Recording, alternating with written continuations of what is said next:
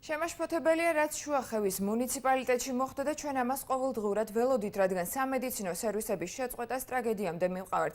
ასე ეხმაურება აჭარის ჯანდაცვის მინისტრი შუახევში მომხდარ მკვლელობას.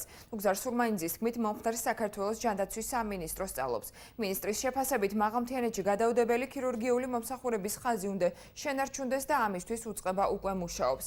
ფაქტს კორპორაცია ევექსი სპეციალური განცხადებით გამოეხმაურა, რომელშიც ვკითხულობთ, რომ მომხდარ შემთხვევასთან დაკავშირებით დაწყებულია მოკვლევა, სამედიცინო დოკუმენტაცია გადაგზავნილია შესაბამის უწყებებში და უახლოეს დღეებში გამოიცემა სამხარაულის სახელობის სასამართლო ექსპერტიზის ეროვნული ბიუროს დასკვნა, რომელიც ნათელს მოჰფენს მომხდარ კრიმინალურ შემთხვევას და გასცემს მთავარ შეკითხვას პასუხს. ჰქონდა თუ არა პაციენტს სიცოცხლესთან შეუთავსებელი დაზიანება მიღებული.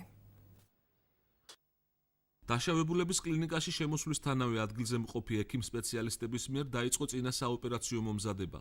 პაციენტს აღენიშნებოდა 2.3 სანტიმეტრიანი გამჭოლი ჭრილობა მუცლის წინა კედელზე. მუცლის ღრუში ჩაღრული იყო 3 ლიტრამდე სისხლი. პირველადი დიაგნოზით დაზიანებული იყო ღვიძლის მაგისტრალური სისხლძარღვი. პაციენტმა საოპერაციო ბლოკში გააჩერა გული. მიუხედავად განხორციელებული ყველა რეანიმაციული ღონისძიებისა, სიცოცხლესთან შეუთავსებელი დაზიანების გამო მისი გადარჩენა ვერ მოხერხდა. ეს შემაშფოთებელი ფაქტია. ამ ფაქტს ჩვენ ველოდით ყოველდღიურად, იმიტომ რომ სამედიცინო სერვისების შეწყვეტა იმ მინიმალური პაკეტის, რომელიც არსებობდა ქედაში, შუახევში და ხულოში, ყოველთვის ვფიქრობთ, რომ მივიყვანდა ტრაგედიამდე, რომელიც სამწუხაროდ დადგა.